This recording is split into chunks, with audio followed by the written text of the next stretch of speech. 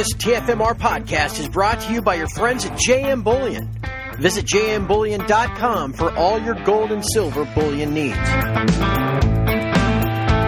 Welcome back to your TF Metals Report podcast highlights for the week of May 9th through the 13th of the year 2022.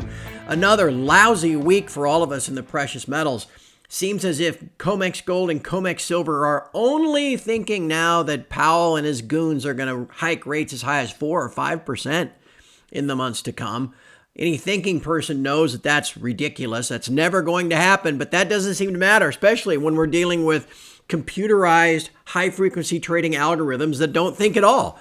They just see the spiking dollar, sell off in bonds, and they dump their COMEX Gold futures, silver too. So back on Monday, May the 9th, we started to look at silver very closely, hoping to find a bottom near 22 as we found in the past, noticing that it's already extremely oversold and wondering just how farther down it might continue to go. All right, finally, silver, 15 days in a row now. It's absolutely mind-blowing. I mean, think of that. Go back to 3 weeks ago today.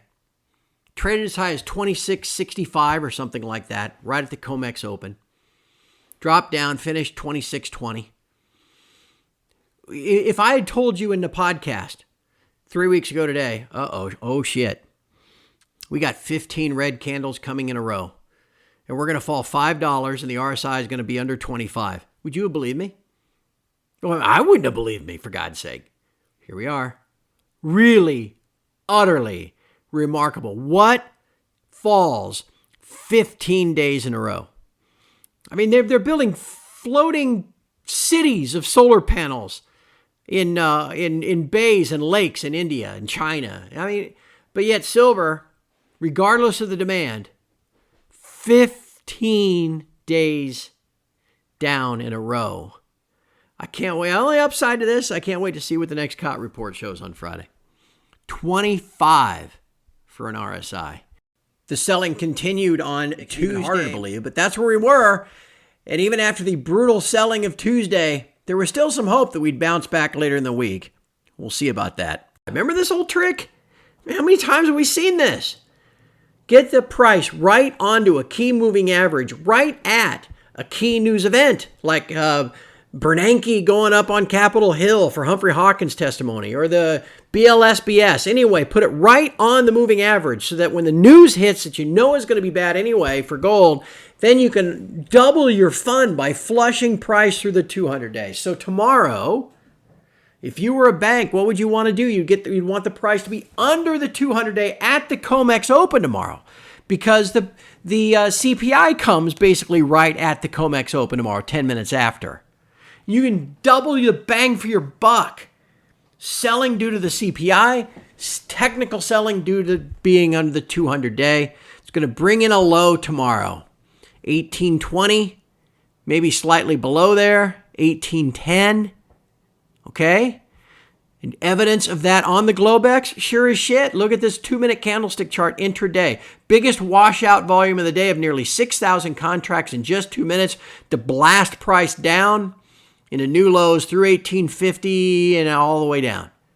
Then you kind of go sideways, dump into the COMEX close, rally a bit, and then spend 2 hours, 45-degree angle down, chewing up the bid by constantly being on the offer until finally you catch an air pocket, and now all of a sudden you're 1835 lows of the day and below the 200-day. See how this works?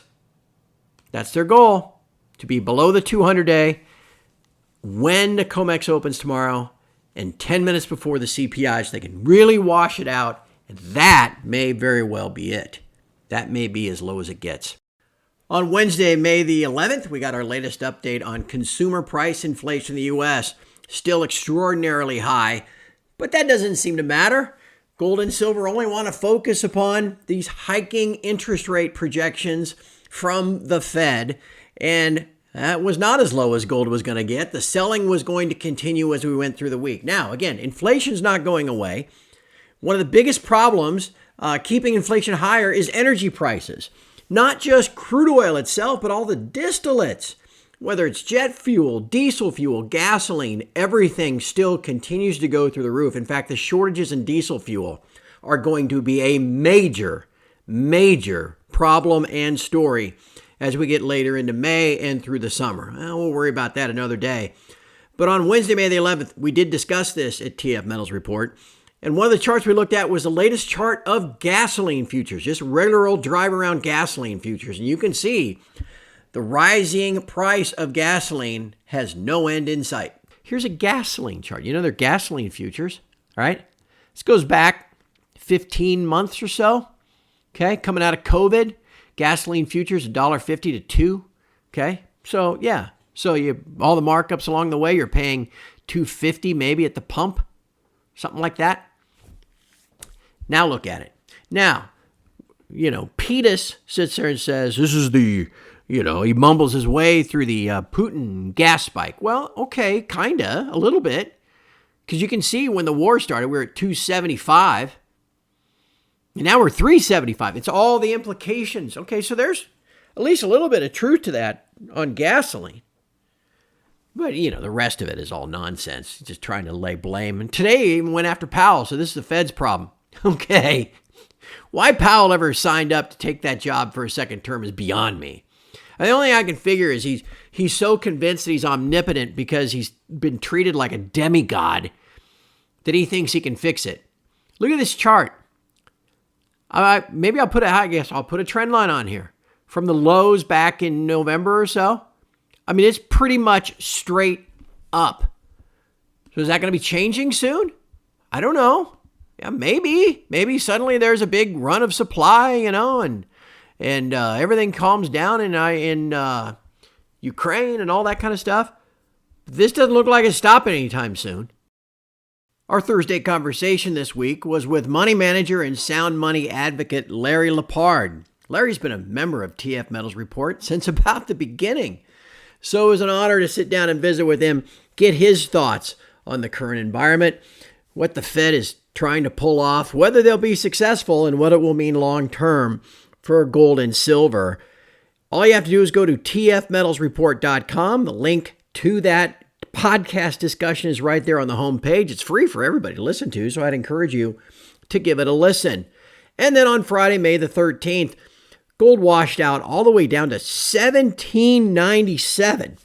Now, the 1800 area has been an area that has found support multiple times in the last year and a half, and will probably do so again, considering how oversold it is, sharply oversold, as is silver. Doesn't mean it can't go down farther, but it does probably mean we're closer to a low than we might think. We'll see where that takes us next week, but for now, we wish you a happy weekend. Thank you for taking some time to listen to these TF Metals Report podcast highlights, and we'll see what we have for you next week.